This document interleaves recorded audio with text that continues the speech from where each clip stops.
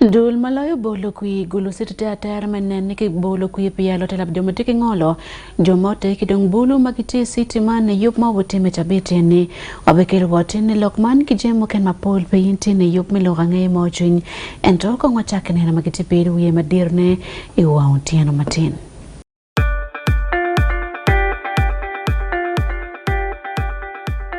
At least the one thing for now we can all agree on is the soap to use. He likes that it's big and lasts long. Anti-economy. I like that it keeps my skin smooth. Ate alina echovu. And the children like that. It smells amazing. Everyone is happy. Movit soap comes in 4 fantastic flavors. Movit family soap is truly soap for the whole family. Movit. All day confidence.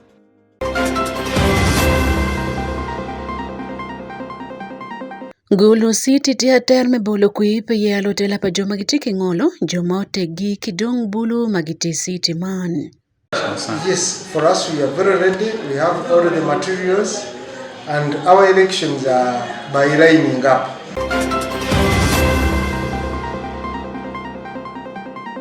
Jomagiti biachara meya imadio kolo district meeting government kiloreme download ten kogin memedoro memoya wekinong chente mabub. The conservator oil we are working there, but the rate of those people, those customers are low. Kadong President Yoweri Museveni yoteno kulu biachar mamon mateno tiano magiti ya choli kota kilime chilling alib mia chel ikom la biachara chel. The message to them from the president was, first of all, to thank them for fighting poverty into their families. Amori mateka joli kaneno yup miloga ngei mochwiny e Wan Luo television ania Sunday Akumu. Dul Malo ye gulu site tia tera me yupo ye alotela pijomote kijomete ngole kidong bulu magiti city man yupo eno buchake chia dek dire ninde pier dek majomia beer mwakan ini ke ye aluchu baro diro pajomote kidong jomo kene romete lamopat magiti division man nepe ba dekala yipi kidong pachelaro division kabero magiti city karbet kumano bulu kuyemane wangi jomagpe ki magpe chagamente po kaluchu mameke wao chuman te bod jomagichwako NRM kidong damo kene magitika cho la bomba ndera papati moiken ni kuyimak bibolo ya rolotela pajomiti ngolo buti menendo achel midima boro kadongo pibulu tinendo angwen midima boro kemla George pa Wan Luo television Ismail Jacob Jones kele kwede wanen kongi boten Gulu City. Ye man bichak ke chia dek chabet man ke yero luang lu dir mau te game nge yero chu palu dir mau te ge Dul Malo lokum ye bitti mu ye mu kene bidan magetika kwoki ngolo ninda chien me dwema boro kadong ninda ngwen me dwema boro kibi yero luwang vulum mak juku la diet Malo lokum ye pigulu city wajene meno ikin lu chuibie magyo gam war gam me chuman petie kid la chu mok ken mau a ki pati ma pechako gamentem. Yes, for us we are very ready. We have all the materials and our elections are by lining up. So we have everything in place. We are very ready for the elections. So Naro Peche, we are going to have it here at our office here. Office being located in the division, and we had some inconvenience last time where Nira was doing its work from the same place, so we thought it wise to come back to our office since we have a wide space. En kono wiye chung tutan pingo luchu magi aki pati mo kenene pego nyorumire ichu machal kietman. Ngulu, many political parties have not participated. It is basically NRM and independent that are participating. I don't know what could have happened. Either they are boycotting or there are no other political parties in Gulu, but we have the FDC office and the registrar was here recently. I told him, but they have not participated. Chok enni lu lodge me Democratic Party me Gulu City gu kwak ma tekta de kom Dul Malo lokum ye ni polkara ki wego gi wogo I yup machalo kiet man en toy kar me gamu lok ma mege la diet ma lo lokom yeme gulu city o kwero koko man dak wajani gen gi kupe kilo dir papat yako weng ma pat pan I kara me yupu kwi mo kiken. They are very much aware because it's starting from the preparations. When Electoral Commission is launching any program, all political parties are informed and they hold a press release where the information is supposed to go throughout. And our programs, we normally inform the stakeholders in our different districts. And at the beginning, I had radio talk shows like two, where I informed people what is running, and also my neighbor of Guru district has had talk shows, radio, where we expect at least every home to have a radio. La diet te wajo ki Wan Luo TV ki ofiji mamege ni gitia tera ye man mabu chak ke chia dek dok bene yer lutela pilaro peje division bitte me ofiji mamege mati sina kwata ka yer luwang lutela me ba dege levi division bitte me gankal me division man ye pa special interest group ti ye yero luwang lu dirmo tege vulu ka chel ki dan magen ki tika ko ki ngolo dak bene dana magen gi bolo kuiman tie ye dana bija bit mak yergi machal wang en kwe dana mage ki division ma pat mai Gulu City. Ismail Jacob Jones pi Wan Luo Television I Gulu City. Peto yenti yo mabe dong loy mai kwani komkar man me duoko chen tian yen makitonge me wang makake nung mokene me yen iya choli loop mado tero ma pol ma wa kabero dong tika loka do wa ya ro tika dong la ronono kama yen dong pereye mani ko malo me lobo Uganda man beno wa tut ma pol chaka me ne ke pero tian yen ma pol me ko malala me ping ma dugne timaraje kar mani kom ko padano inge balo kabero marum wa peto yen man do chake kino ya ke ni mon ke be tian yen makar million na bechele ka ben mapol matia choli igen me mwa bit ket ma wanen kwere matut ke bot joni sani uchaga chon ente no ya district kono Mama wote down chingo tu wankomea video jini sikwere udon ti wankomea beach wa poet fan wankomea no beba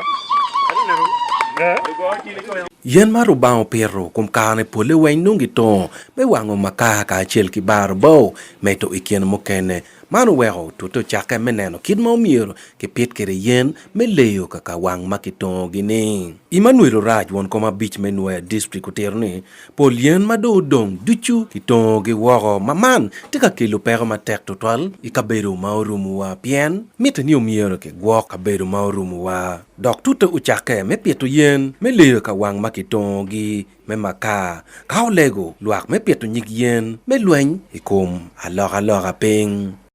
kidi pero yen me po wa ni pero me yen madong down to nguto ngutia ko wen ya cheli ino aron timarat lo wen o wanu kati ni meno pero yen be tel gena pero neno na pe cheli no ya ko mo ko ke yen ko ri mapapa million abiche na wa mere ko pere ya ko kon kelwa yang mabe kon go ko ngom yo kon jemo kenen daro yeri ma chama gi en nero ni ma wano cha ko yupa cha ko ali bari yo pieri wa dek ko piero don ko di ko be me yen na pat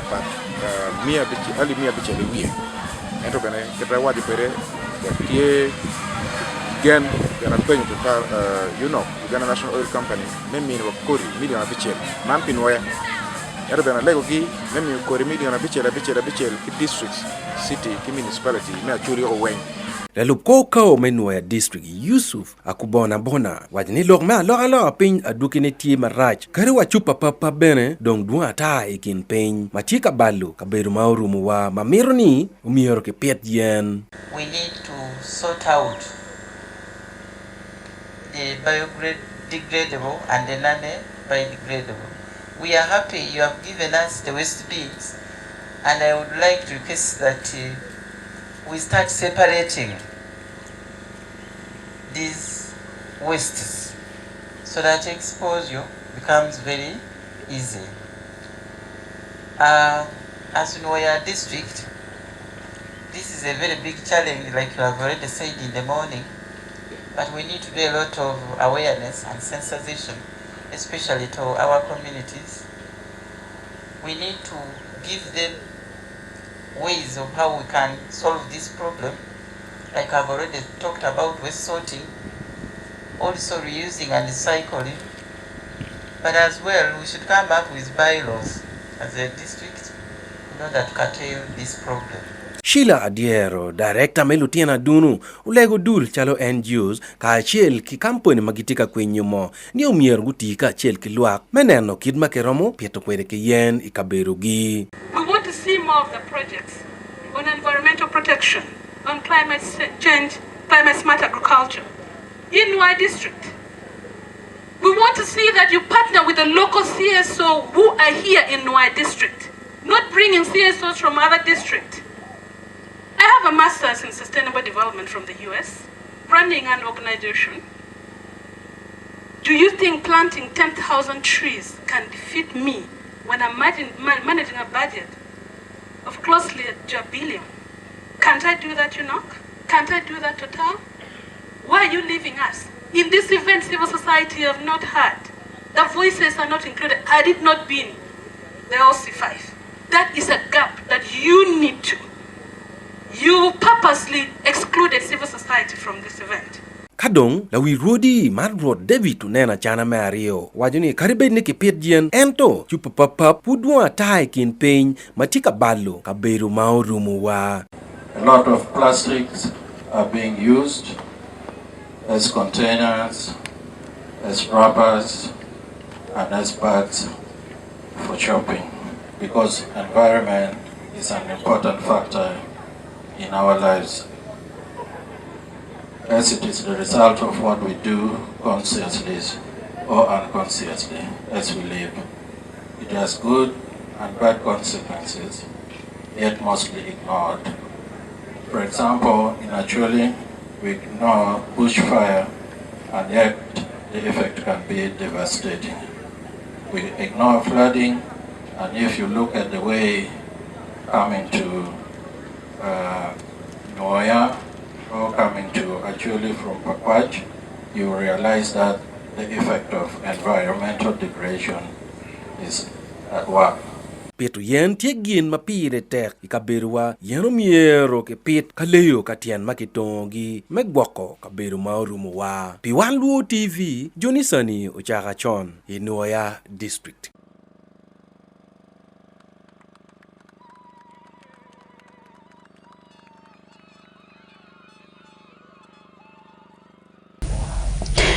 Party Baby Makelwan Mono Uganda People's Congress UPC Yomachako Berke Yopma Yalo Telagiki Kwania District Gen Gudwa Rochen Nikom Ze Peter Olempitene Madek Meberuan Kompa Party UPC Enikwania District Onom Olem Mokaran La Bola PM Quilling Agatmono Miro PM Kiana Cheleken Jock Raymond Orugobade Okoyaro Rochun La Chening Nyamolo Kabene Endong Olo Mewe Rochuman Olem Ono Kuipitene Madek Meberuan Kompa Party Man Buchara telemwaka ene niwe mwaka ali berka pia dakadak peno bedikar me yer joma kiti kabina tamege ket machek me party UPC chimo kwere yup mauti meke Kwania District kuno Solomon Okabo kel report matut ikomia lotela pa party UPC makiti Kwania Otela me parre me UPC party delegates Amoya chaja Kwania kere Kwania tungmalu oyero lempita achala won kompari me UPC amebino telo parman imo hatutumia rio piruwa beach na imo hatutumia rio kere pira dek I district me Kwania olempita amodo ikomere pitam me adek okataluom iyunge donyi winyere keru jok Raymond urubade amenu nyurumir me piem keru lem itale me biru won kom me pariman muze Peter olem Obinu chimo gwang James menambieso mebeda lube Moses ogwang akot arana duong Jimmy Emmanuel okele chun arana tidi otedang chimo gwang Tony achara kan lim me pariman ka chimo tidi Jacob aduong bulu me pari UPC Ikwania olem otedang chimo Jock Raymond Rubade achala buwa Wiutich Ross Awuma Atelmon Abasha Portray achung kawango ngwalo ikin jo chele muze Peter Olem uchiher meti mujeme dushu ametwere mejingu kero apariman abiru not lwa karachiel peda lwa kama UPC keken abiru amo jo me movement ayamu worro ama dok tenge achalo gen ti reporting ne gen dongo duo ko pachu yam gen ti go ite baria pigwa ko kod keken chunyo yomi komu kai duogunu duoga chunyu tek abi jolu abi ketukogi komu achala duogunu to tapapu Bob Okai a member me parliament me kwani atumalo ochi hotela amo yeru nyen ka wuoti ma ko flag me na rem wuoti moro ma ko flag me na rem yini be da tela me party te kunu wi yori ya ipare ya twan be duogu kan wan tu mi da ta para pa ko boro ni wata ko boro ni ngatona ma ko flag wuoti be flag me UPC kero be ata me je chimu ta party me UPC wuoti moro be amu be wuoti nu mi ku ipare ni da wan po we ki NRM lanyo kwani constituency atwale kama die members of parliament ario NRM group bina wora wani ramana ni wa peti kitoka kana ramana ni wa kere eto wan na chalo jo ametie chung te wa tu ko executive party ametino yerani do we ti mane ni achuni indoko nya achuni yora ngo yora be o member me UPC amolo ko Wan Luo television ikingi Dokas agweng diang lao Dokas achiamu kelo kedaiza ko joka nok otiru jami amotela nyinu miru timi mejingo kera parman giname jo amo yere ni na tinini wano tu mituni ginuti me achel me not jo wa karachel abon apoha poha pi dongo pari wa me UPC amito ni gino bed jo ame chungi le amito ni gino bed jo ame winyu koho wa wan jo ame yero gi ikwani akan omita tela me mar party atela me ker par namba chiel atela me kwa kwir abon kisha ikomo position amut pe Wan Luo television and Solomon Okabo ikwani district the Congress of the People. Ilog muken mamago lokum chibie party NRM malu chwake ludir magiti party mani kwania district dong lutela me council me district goti omo kone mono gitiki chwak maditi kom speaker me parliament man meko Anita Aneta mong me bodoro kon la coin ko won kome party NRM me ario man madako ne lobu Uganda olum Anita teka chumpe koman en miro bedo la coin ko won kom madako pe party NRM en miro kwano ki koman ne right honorable man speaker machon Rebecca Lito Alakadaga itetela pa MP pilwak Maimbu Yamba County Rakai District dong MP makin magiti lao sub region joman go war metaka local wak magiti lao sub region kanongo kui PM pan pe speaker Anita Mong onen kong report man kombeti kor yup melo ngay mo chin itikanene ki Wan Luo TV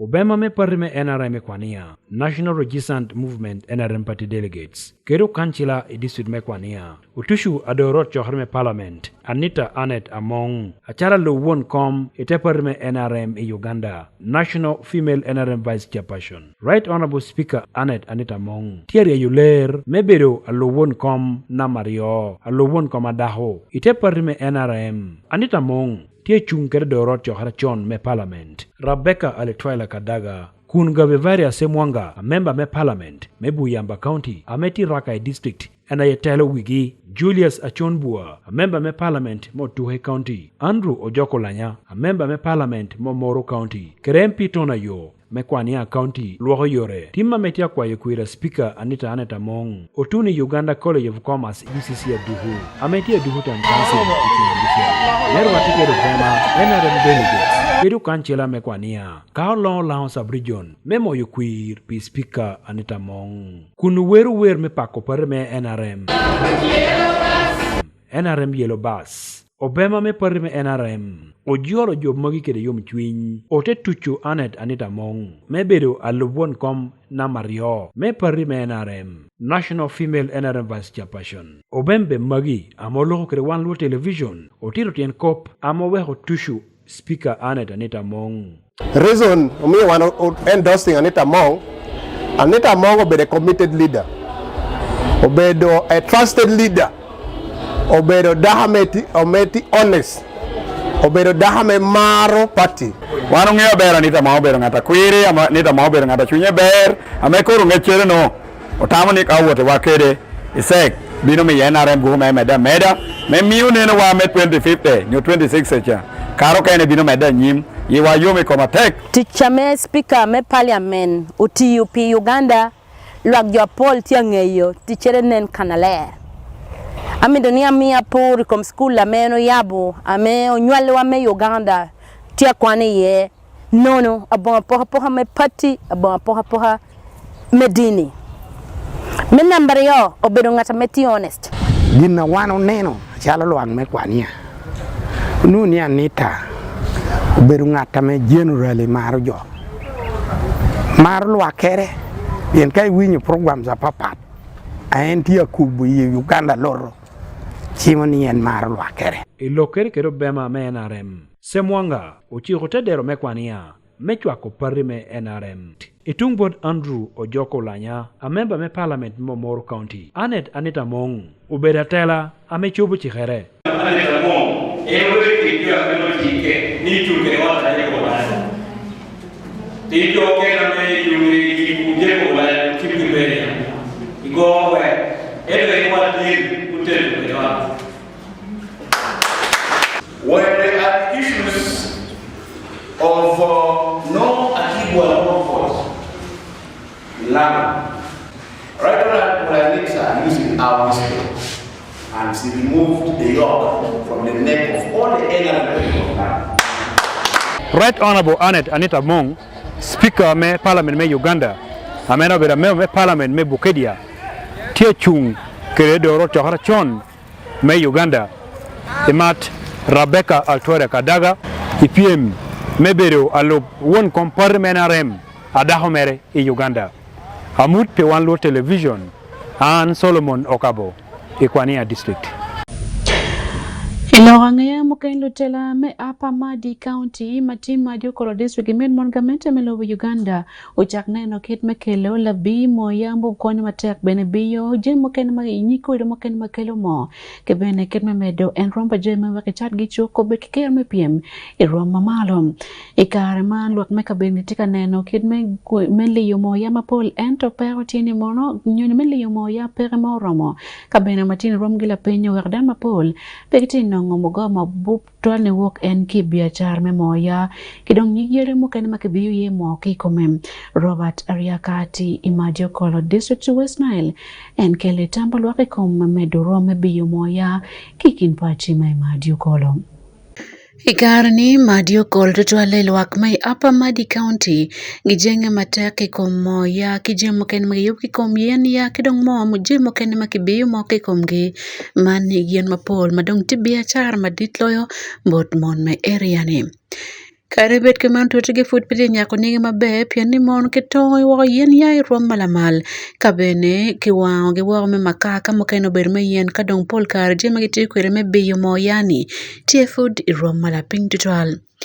Ayesiga na jinda na matila biya chari ole piyo ani mono mo ya tigin mapier takanta wilti la pinyi karman piani mono pa ya kemeru rome ket mambiono gitim kwere The conservator oil we are working there, but the rate of those people, those customers are low, and the price of it is too low, and that is the price where we are getting money. That is our job. Like here we planting simsim. If we reach on season for simsim, the price is going to be too low. No customers, no what you find a kilo of simsim is on 2.5, and that is not good because as women, if we have no customers, no market for simsim, nowhere we are getting money, children are suffering. Isaac Etika Joakino MP mem Upper Madi County owani mono rome tongo yenti la matol kabero mane dok dama pol payagin yang payaka magin gikelo ikom dano maitedero. First of all, I want to regret the public action. You know, the charcoal business, in fact, was never in the history of Madi. But when we started having commercial charcoal dealers from all over the country, people started cutting trees even without knowing the value. En owene mono yen ya mapol dong kibala gi woko doki sub county mapol ka checher kuno dong gano kat kichek bailo maker kigeni kom tongo yen ya dok kiti dong yu achel loyo migwoko en yatman. That was one big challenge. And when they came, they found that the biggest and the best trees, in fact, which were huge enough, were the shea butternut trees. And because these are people who use machines to cut down trees, and they have destroyed the shea butternut, the shea butter trees so badly. MP machon Memadio Kolo County Martin Nedrito owaini mono mer kichak neno ket man loklo remidolo menene ke kelo yo mabe lo memeto rume moya makiyubi kaberman weri ya gikine kinong chuk mabe mano bene kelo le mabupi chinglu biachara. The manner in which we produce shea butter kills most of its values. This roasting and then boiling it kills almost 50% of its value.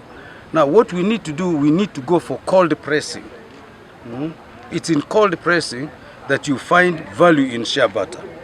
And this is something that we need to work on. If you go to West Africa, most of the shea butter you see being used in international cosmetic markets are produced in West Africa.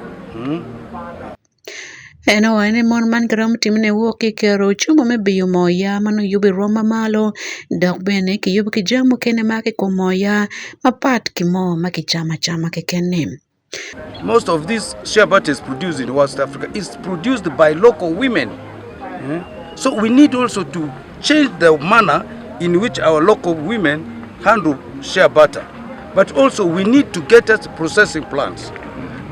Mandio Kolo Tikin District Mapol me West Nile makiti kono kupe ki wacho me yumbe dokiti ki yama pole kabiro meno amerke gwoki iroma male karman pin mapol dongi tongi woko me maka ki mukeni me bao kidongien.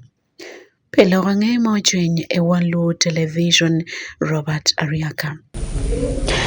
La dela lobo Uganda man President Yoweri Museveni utiko miyo kony bolo chat magitilo chat mamoni Kampala ena miyo bod gen chilling alip mia chel ikom la biya tara chil ena miyo kony man bon mon magitiya chule quarters mati Kampala gen gufoya mate kony man kitma waneno kwere ki report ma akibod Fred Kajubi ena brite yume pokolimo akibod President Yoweri Museveni bolo chat man lo biya tara matino magitiya mon Kampala.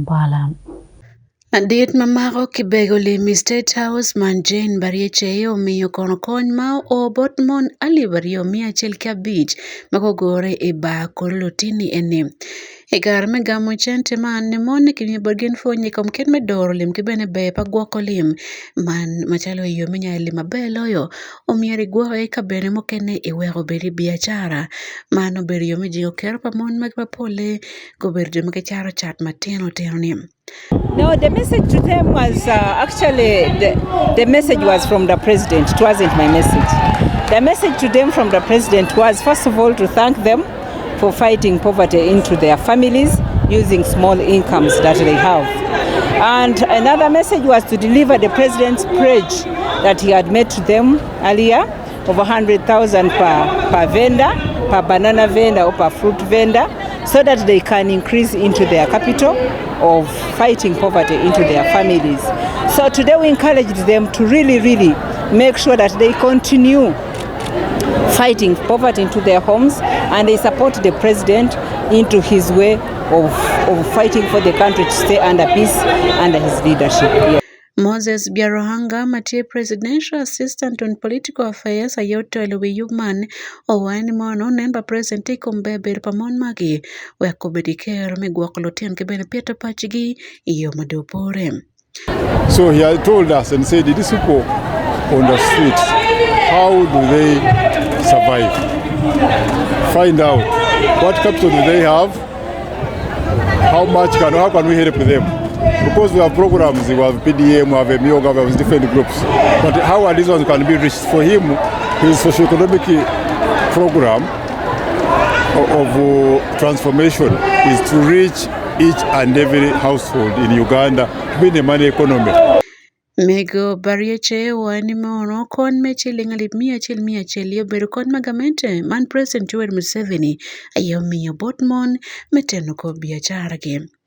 Ikwerane President wani mono iyo mpineno kitma mon magetute kwere dok beno choko chungin mechako nongoli magamente miyo medongo biachara man matikin pachni.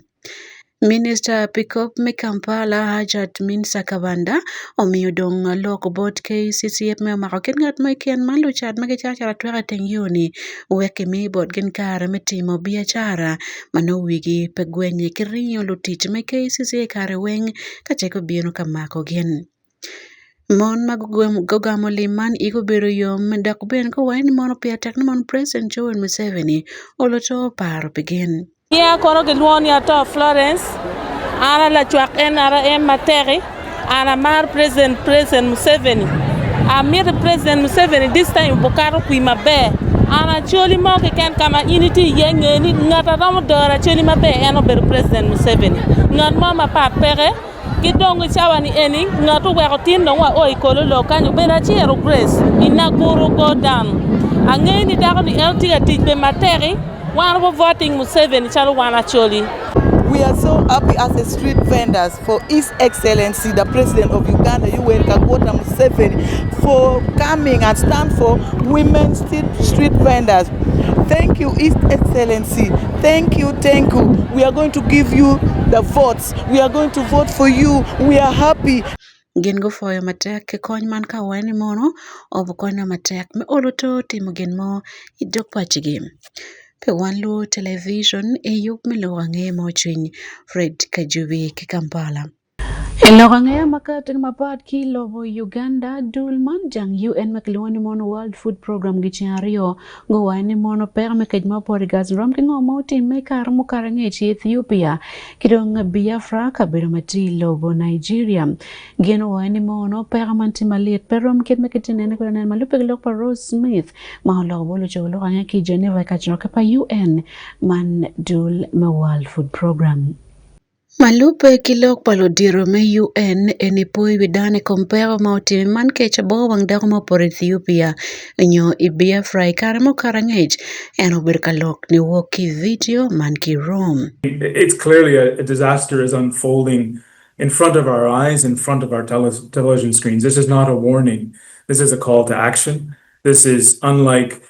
anything we have seen in this century. It reminds us of previous disasters in Ethiopia or Biafra in the past century. And it's clear that we need urgent action now. So this is definitely not a warning. This is a call to action. Lokmano binu nge karmanoke ken madul me Integrated Food Security First Classification Initiative. Katika chari oni mono kej madong liet loyo maro pore Gaza Strip kabir matekin lobo Palestine kachel kilobo Israel. Dulman mayo machakiluni IPC niti konoka gengo ko lokpa UN magino ngitiyo kwere mepimo lokompero metuonero mawane mono merkeneni kemie kono yoriot bodan magiti Gaza weke jok lok mekiero kej madong kilo watu kachel kito waduki mekej metete mekaramani kumlutia makilo dir maroma pedano magiti Gaza.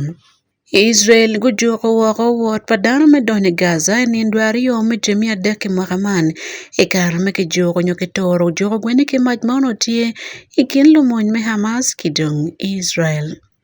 Ejum padremia bit lok mado chake ke chako kluete atata ke jeme konyo dano entodong pero futi matek pien pia ke yabudugola kuji kilo mikony mechara konyo dano maketi Gaza kama keti ye malit ene. Dulme IPC guwani mono peya ki bineno kitna miyo kon ma iken kachepe ki miyo yoro yot obuloke dogo pero dok mano miyo time pencha denti mapol manyuro ema lupe kite buk magechoko ni ya ki dremia deki iniyowe ninde pirwa beach me dremia biro imwakaman. Ento John Martin Boa mati la dit manen loko me ngiyo yup me miyo cham ki gwako beber padano ete dulme World Food Program wani mon ngoma tika time karamane ticha den madit ni mono kech man amai nyamo ngodong tie umiyor gitim gen mo me konyo kwa padano magiti ka bemro nyalor mandeko 12 pinino man pidwe Pierre Wiachel dong kolone. Peloga nge mo chwiny e Wan Luo television ania Sunday Akumu.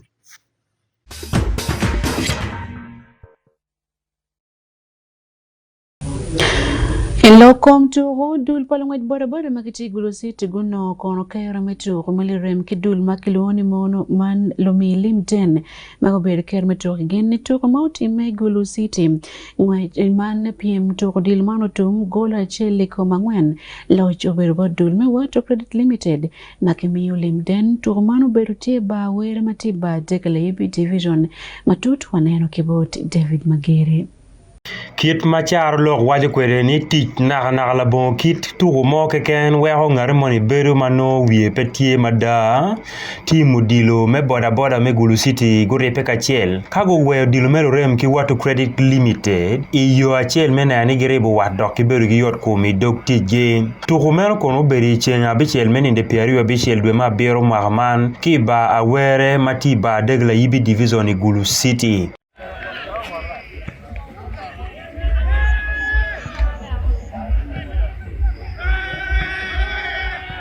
Iturumeno kono boda timpa boda go maro mach iching watu credit limited golo angwen ikomachiel inoni iturumeno kono watu credit limited ayeo kwa morogolo inuchuturume achiel kama Felix Oming ayeo morogolo achiel lo ikienka dekera pa ken menuchuturumeno inoni Ochen Christopher Ochando morogolo mena Maria inuchuturumeno ikienka dekera pia dekwen mo wero inuchuturumeno tu morogolo ari komtangweno second half kono boda gudugul maliet majapaka kama gen guno golo achiel gi meturumeno kon Saidi Juma aye morgolo meno ikine ka deka piar bichel nono menu chuturumeno ento mapia turumeno tum kono watu credit limited dogo medo golo ario mokene kon Alan Alele o morgolo ikine ka deka piar bor nono kadong Steven Akumu otweyo temoro ikine ka deka piar bongwen menu chuturumeno mo wero turumeno tum morgolo angwen ni komachiel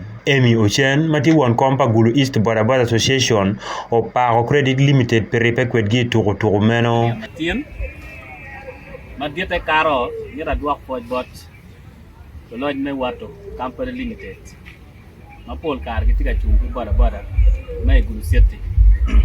do ken company duchu maketika mi lo me pipir ki boda wato company ke kene company maketika tinga be dok dinero peka boda kama miete gimi e kon dong omiro fo de twal support mago mi ge office me Gulu City West ma go mi ko maro piare wa beach ka chen kiten wa ki la tene we omiro dwa fo to twal o chatbot country director me wato ka chen ki manager ka chen ki regional manager duchu lego ni wata mirwa yup to diro ma de tiri e mit ene ki yung chel kono Walter Ojok mati won kom pa Gulu West Boda Association beno wachi pera tek twal no mergen bene git rebwigi ite ituro machalo kidmeno pena yu achiel ma we hore bu wat mabe kin gi jo mukene inoni turo meno kono kelulu lo nen turo mapola da kama duong pagien go bergi yom chin meneno kati man me watu dul man ma mio per rapport boda kirep ka chiel ka gwe dilmelo rem yutiano miching abichiel meno Lorange kumtore Wan Luo TV, David Magere, i Gulu City.